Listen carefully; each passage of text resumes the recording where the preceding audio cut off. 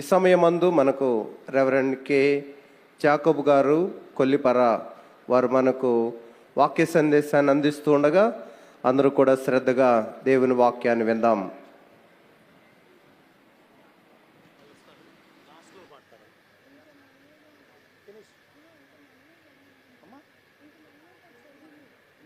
వాళ్ళు ఇంకో పాట పాడాలి, అంత దూరం నుంచి వచ్చి అంత కష్టంగా మీకు మెడ్లీ పాడారు కదా, 3 పాటలు పాడలేదు.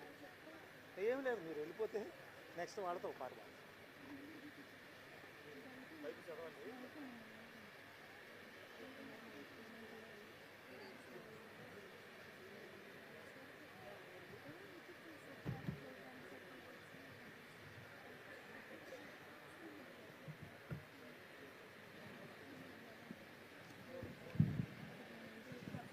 ఎన్నో మిషనులు ఉన్నవి భువిలో, ఎన్నో మిషనులు ఉన్నవి భువిలో, సన్నిధి నేర్పిన సద్గురువెవరు, సన్నిధి నేర్పిన సద్గురువెవరు, సన్నిధి పరులకు ఈ గురువే, సన్నిధి పరులకు ఈ గురువే,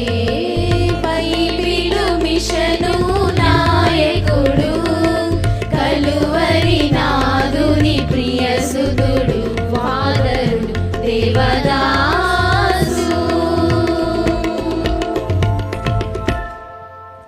ధ్యానవాక్యం చదువుకుందాం.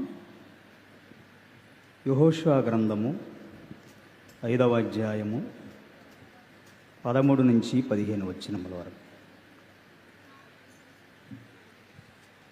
యెహోషువ యెరికో ప్రాంతముననున్నప్పుడు అతడు కన్నులెత్తి చూడగా దూసిన కత్తి చేత పట్టుకుని ఉన్న ఒకడు అతని ఎదుట నిలిచి ఉండెను. యెహోషువ అతని యొద్దకు వెళ్ళి, నీవు మా పక్షముగా ఉన్నవాడవా, మా విరోధుల పక్షముగా ఉన్నవాడవా అని అడుగగా అతడు, కాదు, యెహోవా సేనాధిపతిగా నేను వచ్చి ఉన్నానెనను. యెహోషువ నేలమట్టుకు సాగిలపడి నమస్కారం చేసి, నా ఏలినవాడు తన దాసునికి సెలవిచ్చినదేమని అడిగాను. అందుకు యెహోవా సేనాధిపతి, నీవు నిలిచి ఉన్న ఈ స్థలము పరిశుద్ధమైనది, నీ పాదమ రక్షలను తీసివేయమని యెహోషువతో చెప్పగా యెహోషువ అలాగూ చేసెను. దేవుడి వాక్యంలో బలపరచును గాక. మహాపరిశుద్ధుడైన మా ప్రియరక్షగా నీ ఘనమైన పాదములకు స్తోత్రములు. ఈ గొప్ప మీరు బయలుపరిచినటువంటి బైబిల్ మిషన్ 87వ మహోత్సవాల్లోనికి తీసుకొచ్చినటువంటి బిడలందరిని బట్టి స్తోత్రములు. ఈ బలమైన కార్యక్రమాన్ని జరిగించుటకు మిషన్ అధ్యక్షులైన వారిని మీరే బలముగా వాడుకుని దీవించినందుకు స్తోత్రములు. ఈ అవకాశం ఇచ్చిన నీ కృపను బట్టి స్తోత్రాలు తెలియపరుస్తూ అల్పునను మరుగుపరుచుకుని, ప్రభువా, ఈ వాక్య గ్రంథంలో ఉన్న అమూల్య విషయాలు మాతో మాట్లాడి బలపరచమని యేసునామములో ప్రార్థన చేస్తున్నాం తండ్రి, ఆమేన్. దేవదేవుని నామములో కూడి వచ్చిన మీకెల్లరకును కృపా సమాధానములు పరిశుద్ధాత్మ తండ్రి గారు మేఘమెక్కు పర్యంత వరకు 87వ మహోత్సవాల దీవెనతో మళ్ళీ నింపునుగాక, ఆమేన్. అవకాశం ఇచ్చినటువంటి త్రిత్వ దేవునికిని, దైవజనులు, మిషన్ అధ్యక్షులైనటువంటి వారికిని, అలాగునని ఉపాధ్యక్షులైన వారికిని, అధికారులైన వారికిని, గవర్నమెంట్ అయ్యగారులకును, రెవరెండ్ అయ్యగారులకును, తోటి యాజకులైన వారికిని, వచ్చినటువంటి ఆత్మీయ విశ్వాసులైన వారందరికీ నా హృదయపూర్వక వందన. మరణాత. రాత్రికాల సమయంలో దేవుడు కృపను బట్టి నాకు ఇచ్చిన అంశము ప్రార్థన. దైవజనులు యెహోషువ గారు చేసినటువంటి 3 ప్రాముఖ్యమైనటువంటి ప్రార్థనలు మీకు జ్ఞాపకం చేయాలనుకుంటున్నాను. ప్రియా దేవుని బిడ్డలారా, ఆ 3 ప్రాముఖ్యమైన ప్రార్థనాంశములకు వెళ్ళబోయే ముందు మనము కొన్ని విషయాలు జ్ఞాపకం చేసుకుందాం. ప్రార్థన అనే మాట బైబిల్ గ్రంథంలో 282 సార్లు వ్రాయబడి ఉంది. ప్రార్థన అంటే ఏమిటి? Prayer is a conversion with God. ప్రార్థన గొప్ప ఆయుధము. ప్రార్థన విశ్వాసికి ఒక తాళపు చెవి వంటిది. బైబిల్ గ్రంథంలో ఎంతోమంది భక్తులు ప్రార్థనలు చేసి దేవుని దగ్గర గొప్ప కార్యములు చేయగలిగినారు, గొప్ప ఆశీర్వాదములు పొందుకున్నారు. ప్రార్థన విశ్వాసి ఆత్మకు ఊపిరి వంటిది. జాన్ బన్యన్ గారు ప్రార్థన గురించి మాట్లాడుచు ప్రార్థన ఆత్మకు ఖడ్గము వంటిది, ప్రార్థన సాతానుకు బెత్తం వంటిది అన్నారు. మరి దైవజనులు ప్రార్థనల మీద ఎన్నో పుస్తకాలు రాసిన వారైనారు. దైవజనులు ఎన్నో ప్రార్థనలు చేసి ముగించిన వారైనారు. దేవుని బిడ్డలారా, ప్రార్థన అనేది మనం దేవుణ్ణి కలుసుకొనుటకు గొప్ప మార్గముగా ఉంది. దేవునితో చనువుగా మాట్లాడే గొప్ప పలుకులే ప్రార్థన.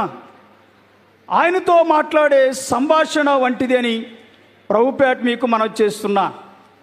కొంతమంది భక్తులు దైవజనుల యొక్క ప్రార్థన ప్రభావమును చూసి ప్రార్థన పట్టు జల్దరు అని అయ్యగారుకు పేరు పెట్టిన వారున్నారు.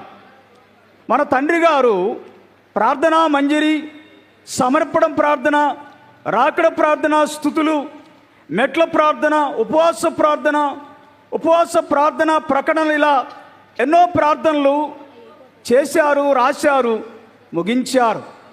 బహుగా ప్రార్థన చేయుడి, ఇక మీదట బహుగా ప్రార్థన చేయుడి. బహుగా ప్రార్థన చేసి బలమును సంపాదించుకుని మహిలోని కీడును గెలవమన్నారు. ప్రార్థనకు సంబంధించిన కొన్ని సంగతులు మనం తెలుసుకున్నట్లయితే పితామహులు చేసిన ప్రార్థనలు ఆశీర్వదించబడ్డారు. ప్రవక్తలు చేసిన ప్రార్థనలు గొప్ప కార్యాలు చేశారు. రాజులు చేసిన ప్రార్థనలు జ్ఞానము సంపాదించుకున్నారు. యాజకులు చేసిన ప్రార్థనలు దేవుని మహిమపరిచిన వారైనారు. విశ్వాసులు చేసిన ప్రార్థనలు నెరవేర్పులు చూడగలిగినారు. తండ్రి అయిన దేవుడు చేసిన ప్రార్థన ఉన్నది, కుమారుడైన యేసుప్రభువు వారు చేసిన ప్రార్థన ఉన్నది, పరిశుద్ధాత్మ తండ్రి గారు చేసిన ప్రార్థనలు ఉన్నవి.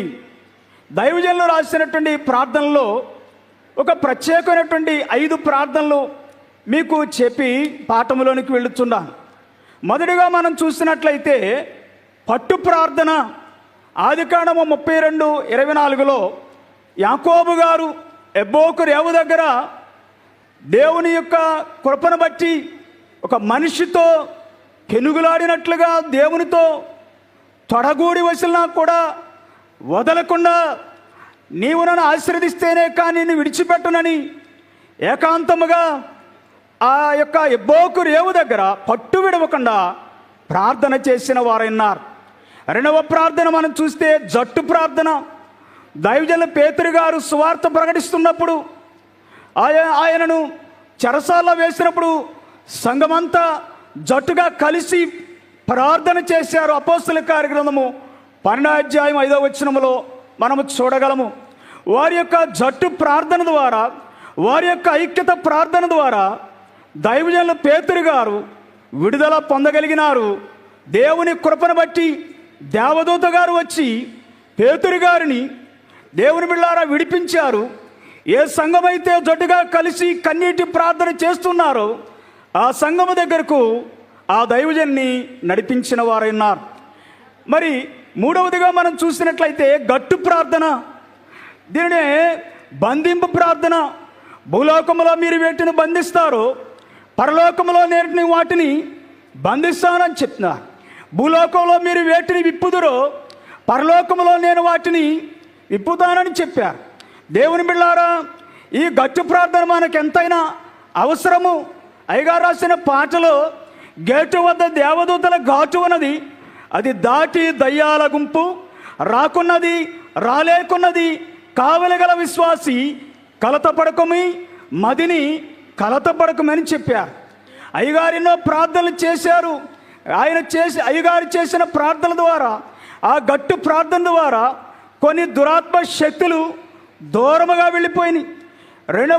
మూడవదిగా మనం చూసినట్లయితే దేవుని బిళ్ళారా గట్టు ప్రార్థన. నాలుగవదిగా గుట్టు ప్రార్థన. నీవు ప్రార్థన చేయడానికి వెళుచున్నప్పుడు మత్తయి రాస్తున్న సువార్తలో 6:6లో మనం చూస్తాం.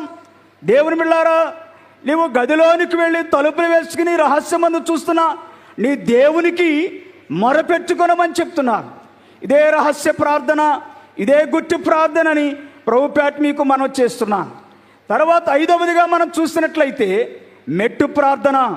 దైవజనులు దావీదు మహారాజు గారు 61వ కీర్తనలో 2వ వచనంలో మనం చూస్తున్నాం, ఎక్కలేనంత ఎత్తైన కొండపైకి నన్ను ఎక్కించుము అని దైవజనులు కోరుకుంటున్నారు. దైవజనులైనటువంటి దావీదు గారిని దేవుడు 10 మెట్లు ఎక్కించారు.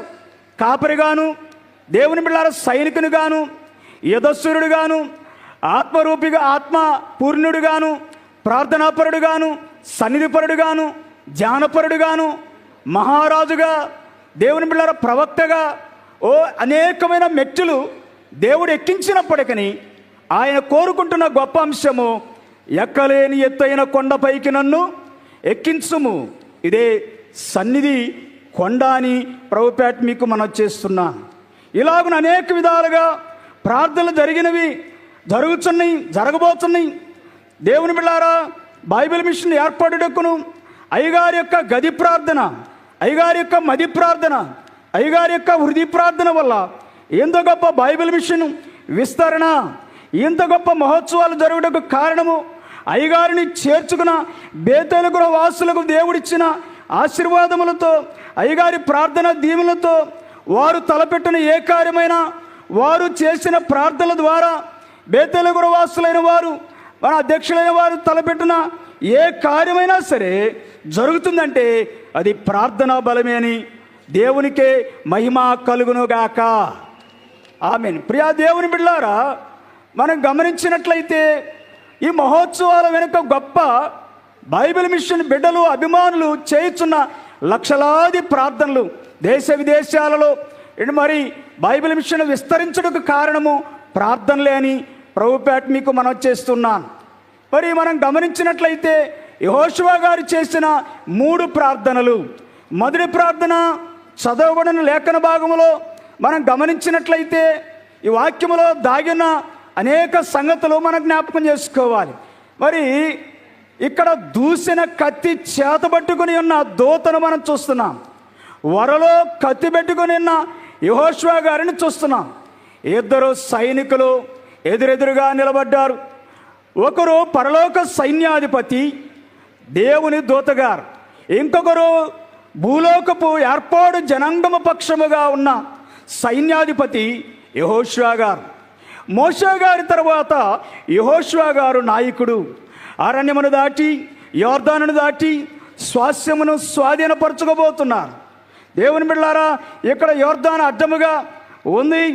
స్వాస్యాన్ని స్వాధీనపరచుటకు ముందుగా మందసమును యాజకులు మోయిచుండగా వారి పాదములు యోర్దానును తాకగానే 2 పాయలైనవి. బైబిల్ మిషన్ చేర్చుకోవడం ద్వారా, బైబిల్ మిషన్లోకి వచ్చడం ద్వారా, బైబిల్ మిషన్ని లో అభిషేకించబడి పరిచర్య చేస్తున్న దైవజనుని చేర్చుకోవడం ద్వారా, దేవుని బిడ్డలారా, బైబిల్ మిషన్ అనే మందసమును మోస్తున్న వారిని చేర్చుకోవడం ద్వారా ఏ సమస్యలైనా సరే దేవుని కృపను బట్టి పరిష్కారము కాగలవు. దేవుని బిడ్డలారా, 2వ స్టెప్గా మనం చూస్తే ఎరుకో ఎదురైంది. ఇది శాపగ్రస్తమైన ప్రదేశం. ఎరుకో ప్రాకారం అడ్డుగా ఉంది. దానిని జయిస్తేనే కానీ స్వాస్యములోనికి వారు అడుగుపెట్టలేరు. ఎరుకో గోడ అడ్డుగోడగా ఉంది. ఈ అడ్డుగోడ పాపమునకు సాదృశ్యము. ఇది తొలగితేనే కానీ ఆశీర్వాదములు రావు. ఆశీర్వాదములు రావాలంటే మనకున్నటువంటి పాపమనే, దేవునికి వ్యతిరేకమనే, దేవుని ఆజ్ఞకు వ్యతిరేకమనే అడ్డులన్నీ కూడా తొలగిపోతే కానీ ఆశీర్వాదములు రావు. ఈ 5వ అధ్యాయములో దేవుని బిడ్డలారా మనం గమనించినట్లయితే అక్కడ 9వ వచనములో మరి అప్పుడు యెహోవా, నేడు నేను ఐగుప్తి అవమానము మీ మీద నడకుండా దొర్లించి వేసి ఉన్నానని యెహోషువతో అనెను. అందుచేత నేటి వరకు ఆ చోటికి గిల్గాలని పేరు పెట్టారు. దేవుని బిడ్డలారా, గిల్గాల్లోకి వస్తారు. ఇక్కడ ఇశ్రాయేలు పిల్లలకు సన్నద్ధి లేదు. ఇశ్రాయేలు పిల్లలకి గిల్గాల దగ్గర సన్నద్ధి చేస్తారు. ఇక్కడ గిల్గాలనగా దేవుని బిడ్డలారా మరి దొరలిపోవుట, దొరలించుట. ఐగుప్తు అవమానము ఇశ్రాయేలు మీద నుండి తొలగిపోయింది. శాపము దొరిలిపోయింది. ఆచారము దొరికిపోయింది. వారు దాటి ఏర్పాట్లోకి అడుగుపెట్టగానే మన్నా కురవటం ఆగిపోయింది. అక్కడ వారు ఆ దేశపు పంటను తింటారు. అప్పుడు వారు యెరికో మైదానములో గుడారము వేసుకుని విశ్రాంతి తీసుకుంటారు. ఆ రాత్రి యెహోషువ ఒంటరిగా యెరికో మైదానము చుట్టూ తిరుగుతూ ఉంటారు. ఆ తిరుగుతున్న సమయంలో జరిగిన సంఘటన ఏమిటంటే, ఆయనకు ఒక మహా అజానుభావునిగా, ఓ గొప్ప గంభీరమైన ఆకారముగా దేవుని బిళ్ళారా దూసిన కత్తి చేతబట్టుకుని నిలబడిన దూతగారిని చూస్తారు. ఆ రూపము చాలా మహిమకాంతిలో ఉంటుంది. ఆయనకు ఎదురుగా యెహోషువ గారు సైన్యాధిపతిగా ఉంటారు. ఆయనకు దగ్గరకు వెళ్ళి ఆయనను అడుగుతారు, యెహోషువ గారు, అయ్యా నీవు మా పక్షముగా ఉన్నవాడా, మా విరోధుల పక్షముగా ఉన్నావా అని అడుగుతారు. అప్పుడు ఆ దూతగారు చెప్తున్న మాట, మీ పక్షము కాదు, మీ విరోధుల పక్షము కాదు, నేను యెహోవా సేనాధిపతిని అని చెప్తారు. అప్పుడు యెహోషువ గారు సాగిలపడి నమస్కరించి, నీ సేవకునికి తెలియజేసేది ఏమిటని అడుగుతారు. ఆ దూతగారన్న మాట, నీ పాదములకు చెప్పులు విడువుము. దేవుని బిళ్ళ ఐగుప్తుని దాటి అరణ్యములు దాటి ఆ ప్రాంతములో మరి వస్తూ దగ్గరలో ఏర్పాటు స్థలములోకి అడుగుపెట్టబోతున్న సమయంలో ఆ మాలిన్యమును విడిచిపెట్టమని చెప్పుచున్నటువంటి సాదృశ్యముగా కనబడతా ఉంది. దేవుని బిళ్ళారా, యెహోషువ గారి యొక్క మొదటి ప్రార్థన ఇక్కడ మనం గమనించినట్లయితే ఆయన ఆ యొక్క మన్యము చుట్టూ తిరుగుతూ ఉన్నారు. ఏకాంత స్థలములో ఒంటరిగా తిరుగుతూ ఉన్నారు. ఇక్కడ దేవుని బిళ్ళారా దూతగారిని అడుగుతున్నారు, నేనేమి చేయవలను? ది ప్రేయర్ ఆఫ్ ఎంక్వైరీ, మొదటి ప్రార్థన విచారణ చేయు ప్రార్థన. ది ప్రేయర్ ఆఫ్ ఎంక్వైరీ, మొదటి ప్రార్థన విచారణ చేయు ప్రార్థన, దేవుని చిత్తమును తెలుసుకునే ప్రార్థన. The prayer of to knowing the will of God. యెహోషువ జీవితంలో మొట్టమొదట ప్రార్థన. దైవజనులు ఈ గ్రంథంలో ఎన్నో ప్రార్థనలు చేశారు. దేవుని బిళ్ళారా, ఆయన నేనేమి చేయాలి అని ఆ ప్రాంతమంతా విచారణ చేస్తూ, యెరికో గోడలను ఎలా కొల్చాలని సర్వే చేస్తూ మరి దేవుని బిళ్ళారా చూస్తూ ఉన్నారు. కనుక ఏదైనా ఒక శ్రమ వచ్చినప్పుడు ఆ శ్రమను ఎలా తొలగించుకోవాలని మొదటిగా మనము దేవుని బిళ్ళారా విచారణ చేయాలి. దేవుని చిత్తమును తెలుసుకోవలసిన వారమై ఉన్నాం. ప్రార్థన మొదలుపెట్టగానే మన అంశాలన్నీ చెప్పుకుంటాము, కానీ మన అంశములలో దేవుని చిత్తం ఉన్నదా లేదా? నీ చిత్తమే నా చిత్తము, నీ చిత్తమునకు వ్యతిరేకముగా ఉన్నప్పుడు నా చిత్తమును కొట్టివేసుకుందునని దైవజనులు రాశారు. దేవుని బిళ్ళారా, రెండవ ప్రార్థన జ్ఞాపకం చేసుకున్నట్లయితే స్వపరీక్ష చేసుకునే ప్రార్థన. The prayer of self examination. ఇది చాలా గొప్ప ప్రార్థన. యెహోషువ గారు చాలా గొప్ప నాయకులు. యెహోషువ గారు చేసిన 3 ప్రార్థనలో మొదటి ప్రార్థన 5వ అధ్యాయంలో మనం చూస్తాం, రెండవ ప్రార్థన 7వ అధ్యాయంలో చూస్తాం, 3వ ప్రార్థన 10వ అధ్యాయంలో మనం చూస్తాం. దేవుని బిళ్ళారా, ఇక్కడ నాయకుని లక్షణం ఏమిటంటే లోపమును తెలుసుకుని లోపమును సవరించుట. అది నాయకునికి ఉండవలసిన గొప్ప లక్షణము. ఒక కుటుంబంలో కానీ, ఒక యజమానికి కానీ, ఒక యజమానురాలకు కానీ, దేశ నాయకుని కానీ, గ్రామ నాయకుని కానీ దేవుని బిళ్ళారా తెలుసుకోవలసిన గొప్ప సత్యము finding the problem, finding the solution. లోపమును తెలుసుకొనుట, లోపమును సవరించుట, పరిష్కరించుకొనుట. దేవుని బిళ్ళారా, ఏదైనా ఒక ఇంజిన్ ట్రబుల్ ఇచ్చినప్పుడు మెకానిక్ గారు వచ్చి ఆ యొక్క ఏమి లోపముందో చూస్తారు, పరీక్ష చేస్తారు. ఈ యొక్క 2025వ సంవత్సరంలో దేవుడు బయలుపరిచిన బైబిల్ మిషన్లో 87వ మహోత్సవాలకు వచ్చిన మనము దేవుని బిళ్ళారా ఎలాగున్నాం, మన ఆత్మీయ స్థితి ఎలాగుంది, మన భక్తి జీవితం ఎలాగుంది, మన మాట తీరు ఎలాగుంది, మన ప్రవర్తన ఎలాగుంది, మన యొక్క దేవుని బిళ్ళారా విధానము సాక్ష్యము ఎలాగుందని ఎవరి మట్టుకు వారము స్వపరీక్ష చేసుకోవలసిన వారమన్నా. మామూలుగా దేవుని బిళ్ళారా మనం గమనించినట్లయితే మరి ప్రార్థన అంటే ఏమిటి? అందరూ చెప్పే విషయాలు ఏంటంటే ప్రార్థన అనగా దేవునితో మాట్లాడటము, ప్రార్థన అనగా దేవునితో సహవాసము చేయుట. దేవుని బిళ్ళారా, ఇది అందరూ చెప్పే విషయమే, మంచిదే. కానీ ప్రార్థన అనగా ఒక 5 అర్థాలు మీకు జ్ఞాపకం చేస్తాను. దేవుని బిళ్ళారా, మొదటిగా మనం చూస్తున్నట్లయితే మొదటిది ప్రార్థన అనగా మోకరించగానే ప్రార్థన మనం మొదలు పెడుతున్నప్పుడు మనం చేసే అంశములలో దేవుని బిడ్డలారా, ఒకటి దేవుని చిత్తమును తెలుసుకునుట, నోవింగ్ ద విల్ ఆఫ్ గాడ్.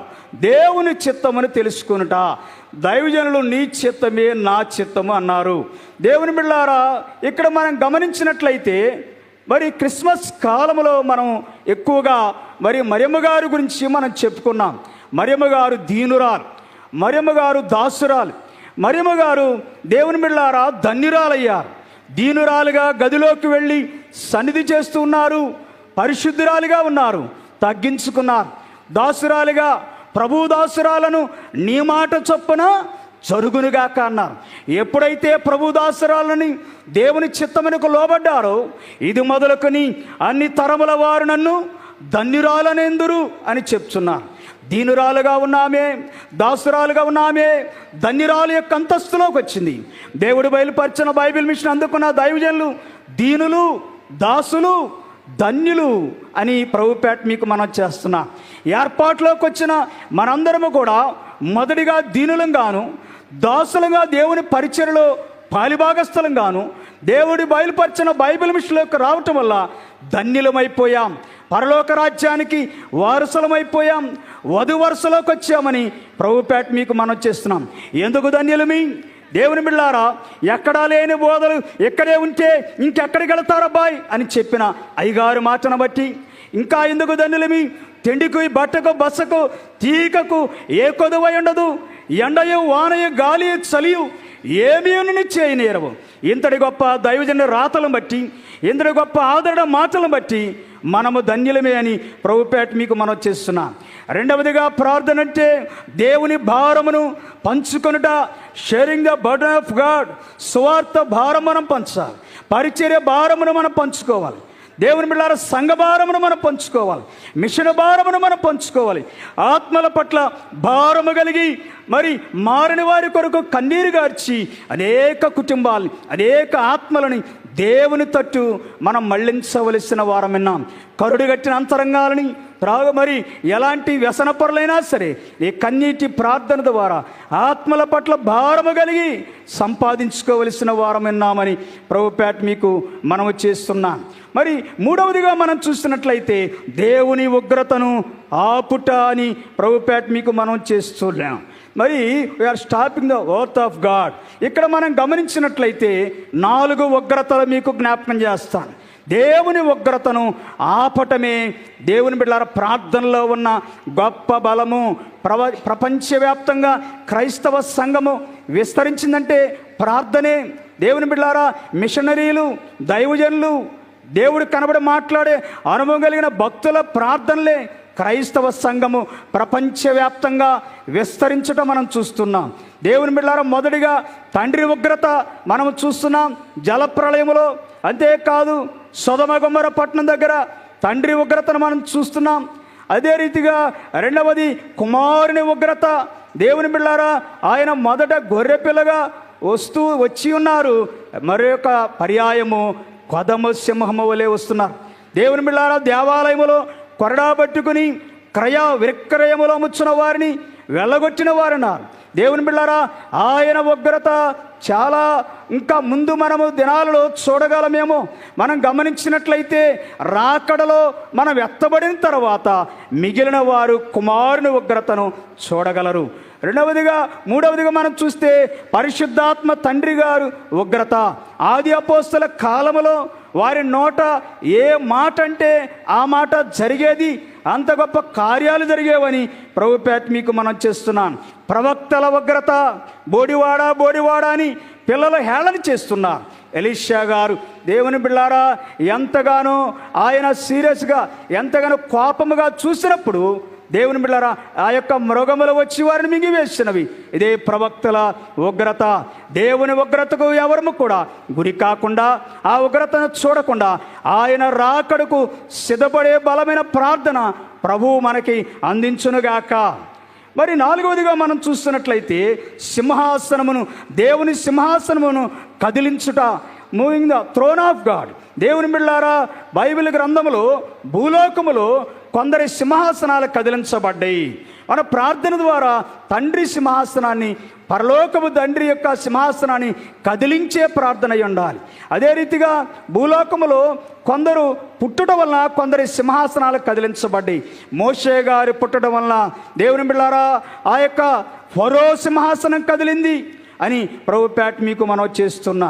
అంతేకాకుండా దేవుని బిడ్డలారా ఎస్తేరు గారి యొక్క ఉపవాస ప్రార్థన ద్వారా అహష్వేరోషు యొక్క అంతరంగము కదిలింది, సింహాసనము కదిలింది తన జనాంగాన్ని రక్షించుకోవడానికి. అంతేకాకుండా దేవుని బిడ్డలారా యేసు ప్రభువారు పుట్టినప్పుడు హేరోదు సింహాసనము కదిలింది. ఎవరి సింహాసనం అట? హేరోదు సింహాసనము కదిలింది. దానియేలు గారు ప్రార్థన చేసినప్పుడు దేవుని బిడ్డలారా ఆ కాలంలో బబులోను దేశంలో నెబుకద్నెజరు సింహాసనము కూడా కదిలిందని ప్రభుపేట మీకు మనం చేస్తున్నాను. ప్రార్థన అంటే చీకటి శక్తులతో పోరాడుట అని ప్రభుపేట మీకు మనం చేస్తున్న 3వ ప్రార్థన మనం జ్ఞాపకం చేసుకుందాం. యెహోషువ గ్రంథము 10వ అధ్యాయము 12వ వచనము ఒక్కసారి మనం చదువుకుందాం. యెహోషువ గ్రంథము యెహోవా ఇశ్రాయేలు ఎదుట అమోరీయులను అప్పగించిన దినమున ఇశ్రాయేలు వినుచుండగా యెహోషువ యెహోవాకు ప్రార్థన చేసెను. యెహోషువ యెహోవాకు ప్రార్థన చేసెను. ప్రియులారా ఇక్కడ గమనించినట్లయితే ప్రార్థనలు అనేకమైన ప్రార్థనలు మనం చూస్తూ ఉన్నాం. ఈ ప్రార్థన ఎలాంటి ప్రార్థన అంటే దీనిని మామూలు ప్రార్థన రండి. దేవుని బిడ్డలారా the prayer that is a commanding. ఈ ప్రార్థన ఎలాంటిదంటే దేవుని అధికారమును వినియోగించే ప్రార్థన, కమాండింగ్ ప్రేయర్. దేవుని బిడ్డలారా ఏలియా గారు ప్రార్థన చేస్తే అగ్ని దిగి వచ్చింది. దేవుని బిడ్డలారా అలాగే యెహోషువ గారు చేస్తున్న ఈ ప్రార్థన ఎలాంటిదంటే ఒక మనిషితో మాట్లాడుచున్నట్టుగా సూర్యుడిని చంద్రుని ఆపగలిగే బలమైన ప్రార్థన చేస్తున్నారు. ఆ ప్రార్థన విశ్వాసము ఎంత గొప్పది, ఆ ప్రార్థన కమాండింగ్ ఎంత గొప్పగా ఉన్నదో మనము చూస్తున్నాం. అధికారములను దేవుడిస్తున్నారు, వరములను దేవుడిస్తున్నారు. దేవుని పని కొరకు దేవుడు మనకిచ్చినటువంటి ఆ యొక్క ప్రార్థనలో ఉన్న పవరు, ప్రార్థనలో ఉన్న బలము, ప్రార్థనలో ఉన్న అధికారముతో కూడిన ప్రార్థన దేవుని బిడ్డలారా ఉపయోగించుకుని దేవునిని మహిమపరిచే వారంగా ఉండాలని ప్రభుపేట మీకు మనం చేస్తున్నాను. ఆ రీతిగా మరి ఈ ప్రార్థనలు జరిగించిన వారైనా యెహోషువ గ్రంథంలో 5వ అధ్యాయం 13వ వచనంలో ఇక్కడ ఏకాంత ప్రార్థన, దైవికమైన ఆలోచన మరి చేస్తున్నారు. దూతగారు మరి ప్రత్యక్షమయ్యారు. ఎవరికేనంటే దేవుని బిడ్డలారా దూతగారు ఎవరికి ప్రత్యక్షమయ్యారు అని అంటే యెహోషువ గారికి ప్రత్యక్షమయ్యారు. యెహోషువ గారికి ప్రత్యక్షమైన ఆ విధానం మనం చూసినట్లయితే ఏం జరుగుతుంది అని అంటే దూసిన ఖడ్గము చేతబట్టుకొని ఉన్న దూతగారు అంటే యుద్ధమునకు సిద్ధముగా ఉన్నారు. దేవుని బిడ్డలారా మనము దేవుని పక్షముగా ఉంటే దేవుడు మన పక్షముగా ఉండి యుద్ధము చేస్తారు. యుద్ధము యెహోవాదే. ఎక్కడ చూసినా దేవుని బిడ్డలారా ఇక్కడ కత్తి వరలో పెట్టుకుని ఉన్నటువంటి యెహోషువ గారిని మనం చూస్తున్నాం. అంటే యుద్ధమునకు ఇంకా సిద్ధముగా లేరు. రాకడ ఇదిగో నేను త్వరగా వస్తున్నానని ప్రభువు తెలియపరుస్తున్నారు గనక ప్రభు అయిన యేసు త్వరగా రమ్మని ప్రార్థనాంశములోకి ఆ అంతస్తులోకి వచ్చిన మనము ఎంతవరకు మనము సిద్ధముగా ఉన్నాం? దేవుడు కనబడి మాట్లాడే అనుభవాన్ని మనం సంపాదించుకుని యేసు ప్రభు దగ్గరకు వచ్చినట్లయితే స్వస్థత, యేసు ప్రభు దగ్గరికి వచ్చినట్లయితే దేవుని బిడ్డలారా దయ్యాలు పోతాయి. యేసు ప్రభు దగ్గరికి వచ్చినట్లయితే సమస్యలు పరిష్కారం అవుతాయని ప్రభుపేట మీకు మనవి చేస్తున్నా. కొంగున్న సంజీవి నింగల్గి రోగాలు హరించి గణ బిషద్గురుడెవండో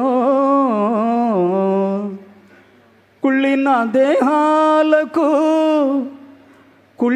దేహాలకు జీవనామృతము దానంబు చేసిన ధన్యుడెవరు? వారధిపై నేలపై భాతికాలుని పయనించు మహాత్ముడెవడో? 5 రొట్టెలు భుక్తి 5,000కు పంచు అక్షయాశీర్వాద హస్తుడెవడు? ఆకృతిని గన్న ఆదివాక్యం బెవండు, కృపయు సత్యము నిండిన నృపుడెవండు, కలుషగాఢంధకార భాస్కరుడెవడు, అతడి యేసుక్రీస్తుడే. వస్త్రపు చెంగు ముట్టగానే స్వస్థత వచ్చినది.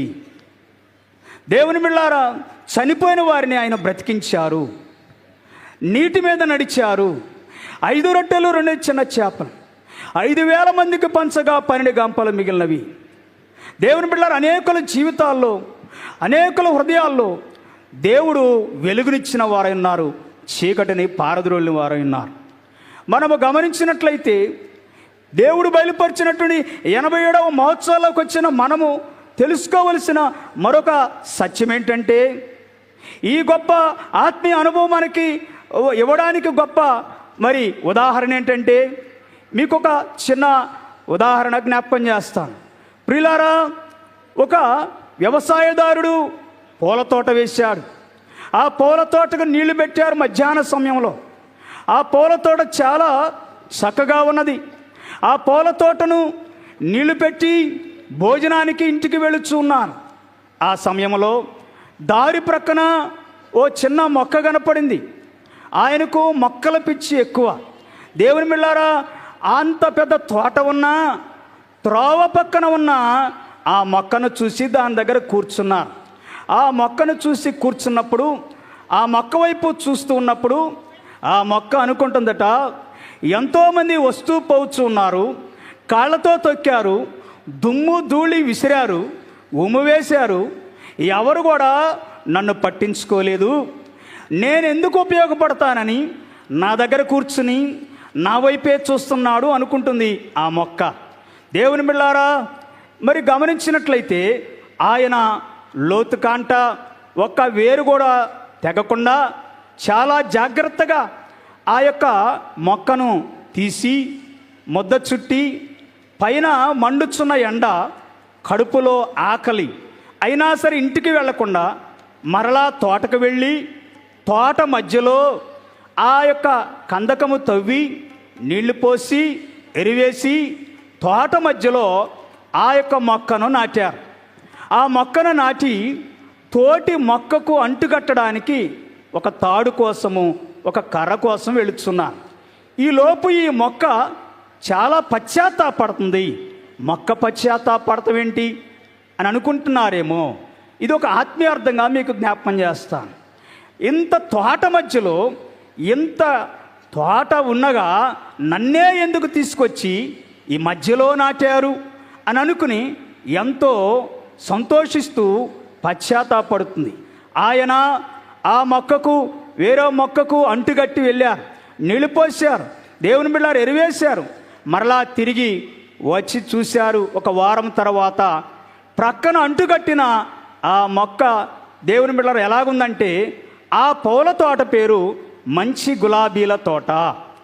ఈ తోట మధ్యలోకి తీసుకొచ్చి నాటిన ఈ మొక్క పేరు అడవి గులాబీ. దేవుని బిళ్ళారా, ఈ మంచి గులాబీల తోటలో ఈ అడవి గులాబీ అనే మొక్కను తీసుకొచ్చి నాటి అంటుగట్టినప్పుడు ఇది కూడా మంచి గులాబీలు పుష్పించింది. దేవునికే మహిమ కలుగును గాక. దేవుడు బయలుపరిచిన బైబిల్ మిషన్ అనే తోటలో, ఏర్పాటు తోటలో ఎందుకు పనికిరాని దేవుని బిళ్ళారా మన జీవితాల్ని ఏర్పాటు అనే తోటలోనికి తీసుకొచ్చి ఆ దైవజనుని యొక్క వికసించే వ్రాతలతో, అనుభవాలతో, అనేక మంది ప్రార్థన దీవులతో మనల్ని దేవుడు దీవిస్తున్నారు. దేవునికే మహిమ కలుగునుగాక. ఇక్కడ గమనించినట్లయితే దానియేలు గారు ఒంటరిగా ఉన్నప్పుడు దేవదూతను చూసి పడిపోయినారు. యోహాను గారు పద్మస్థలంకలో దేవుని దూతను చూసి వాలిపోయారు. ఇక్కడ యెహోషువ గారు భయపడలేదు, చాలా స్ట్రాంగ్గా నిలబడ్డారు, గట్టిగా నిలబడ్డారు. దేవదూత ఎదురుగా నిలబడి దేవదూతతో, దేవుని దూతతో, కత్తి దూసి నిలబడిన దూతతో భయపడకుండా మాట్లాడుతున్నారు. ఇదే యుద్ధ వీరుల యొక్క లక్షణమని ప్రభుపేట మీకు మనం చేస్తున్నా. అదే రీతిగా ఇద్దరు సైన్యాధిపతులు కలుసుకున్నటువంటి స్థలము ఇది ఏకాంత స్థలము. ఏకాంత స్థలము కోరుము, ఏకాంత స్థలము చేరుమని అయ్యగారు చెప్పారు. దేవుని బిడ్డలారా, ఏకాంత స్థలము కోరుకున్నా, ఏకాంత స్థలములో చేరుకున్న దేవుడు కనబడి మాట్లాడే అనుభవంలోనికి మనం రాగలమని ప్రభుపేట మీకు మనం చేస్తున్నాను. అదే రీతిగా ఇక్కడ గమనించినట్లయితే యెరికో గోడలను పడగొట్టాలనే ఉద్దేశముతో ముందుకు వచ్చినటువంటి యెహోషువ గారు, యెరికో గోడలు పడాలంటే ఏం చేయాలి? మందసమును యాజకులు మోయాలి, రోజుకు ఒకసారి చొప్పున తిరగాలి, 7వ రోజు 7 సార్లు తిరగాలి. మోయుట, దేవుని బిడ్డలారా, దేవుని పని భారమును మనం మోయవలసిన వారమైనా, ఆయన స్వార్థను, ఆయన సాక్ష్యమును మనం మోయవలసిన వారమైనా. బోరలు ఊదుట, దేవుని బిడ్డలారా, దేవుని యొక్క మరి బోరలో విజయమున్నది. అనేకులకు స్వార్థ తెలియపరచాలి, అనేకులకు దేవుని వాక్యాన్ని అందించాలి, విరివిగా అనేకుల కొరకు ప్రార్థన చేయాలి, సాక్ష్యము చెప్పవలసిన వారమైన. కేకలు వేయుట, ప్రార్థన చేయుట ప్రతిరోజు జరిగే ఒక గొప్ప ప్రక్రియగా మీకు తెలియపరుస్తున్నా. మోయిట ఆయన స్వార్థ భారమును, సంఘ భారమును, మిషన్ భారమును, ఆత్మల పట్ల భారమును మనము తీసుకోవలసిన వారమున్నాం. అందుకు సాదృశ్యము బోరలు స్వార్థ ప్రచారానికి, అలాగనే సాక్ష్యమునకును సాదృశ్యము. కేకలు వేయుట ప్రార్థన, కన్నీటి ప్రార్థనకు సాదృశ్యము. బోరలో విజయం ఉంది గనక మందసాన్ని మోయాలి గనక, దేవుని బిడ్డలారా, ఈ రీతిగా వారు మోసారు గనక ఆ యెరికో గోడలు కూలిపోయినాయి గనక దేవుని కృపను బట్టి యెహోషువ గారితో వచ్చిన వారందరికీ విజయం వచ్చింది. మధ్యలో హాయి పట్టణం దగ్గర వారు ఓడిపోయినా ఆ యొక్క ప్రాబ్లమ్ను కనుక్కుని, సమస్యను తెలుసుకుని, దేవుడు చెప్పినట్టు నడుచుకుని ఆ సమస్య పరిష్కారం అయిన వెంటనే ప్రయాణం సాగించారు. ఏది ఏమైనప్పటికీ దేవుని బిడ్డలారా, ప్రార్థన చాలా బలమైనదిగా మనం చూస్తున్నాం. భూలోకములో ప్రార్థనలు, పరలోకములో స్తుతులు, ఆరాధనలు. పరలోకములో స్తుతులు, భూలోకములో గొప్ప ప్రార్థనలు. ప్రార్థనే అన్నిటికీ మూల కారణము. మోకాళ్ళు నలిపెక్కాలి, ముఖము తెలిపెక్కాలి, సాతాను ముఖము పులిపెక్కాలని దైవజనులు చెప్పారు. 120 సంవత్సరాలు దేవుని బిడ్డలారా, శరీని స్త్రీ ముట్టకుండా అస్కలిత బ్రహ్మచారిగా ఉన్న దైవజనులు రాసిన ప్రార్థనలు చదువుకొనండి, ప్రార్థనలు ఆలకించండి, ప్రార్థనలో ధ్యానం చేయండి, ఆ ప్రార్థనలన్నీ చేసి ముగించండి. ప్రార్థనలో స్వస్థత ఉంది, ప్రార్థనలో బలం ఉంది, ప్రార్థనలో సమస్యల పరిష్కారం ఉంది, ప్రార్థనలో మార్గాలు సరళమవుతాయి. ప్రార్థనలో దేవుని బిడ్డలారా, సాతాను యొక్క గోడలు కూల్చే శక్తి మనకి దేవుడిస్తారు. కనుక ఎంతైనా ప్రార్థనా బలం మనకు అవసరమని ప్రభుపేట మీకు మనం చేస్తూ, మన ప్రార్థన ప్రభావంతో ముందుకు సాగి రాకడకు సిద్ధపడి రాకడలో ఎత్తబడే భాగ్యము ప్రభు మనకి దయచేను గాక. అవకాశం ఇచ్చినటువంటి మిషన్ అధ్యక్షులైనటువంటి వారికి, మరి అధినేత గారు, మరి ప్రెసిడెంట్ అయ్య గారు, reverend doctor J Samuel Kiran అయ్య గారికి, అలాగనే మరి ఉపాధ్యక్షులైన వారికి, మరి సెక్రటరీ గారులకును, గవర్నింగ్ అయ్య గారులకును, రెవరెండ్ అయ్య గారులకును, యాజకులకును, సేవకులకును, సేవకురాటుకును, అన్ని కమిటీల వారికి, మరి జీవించిన బిడ్డలందరికీ నా హృదయపూర్వక వందన. మరణాత. దయగల తండ్రి, విన్న మాటల బిడ్డలంతరంలో భద్రపరిచి నీ కృపలో మమ్మల్ని వర్ధల చేయమని ప్రార్థనా బలముతో, ప్రార్థనా ఆశీర్వాదం, ప్రార్థనా శక్తితో మేము కొనసాగుటకు ప్రార్థన ద్వారానే గొప్ప కార్యమని మరి అందుకుంటున్నాం. అట్టి ప్రార్థనా దీవెన మాకు దయచేయమని 3 దినాలు, మా 4 దినాలు మీరు బయలుపరిచిన బైబిల్ మిషన్ 87వ మహోత్సవాల్లో ఉన్న గొప్ప ప్రార్థనల ఆశీర్వాదాలు మాకు అందించమని యేసు నామములో ప్రార్థిస్తున్నాం తండ్రి. ఆమేన్. మరణాత.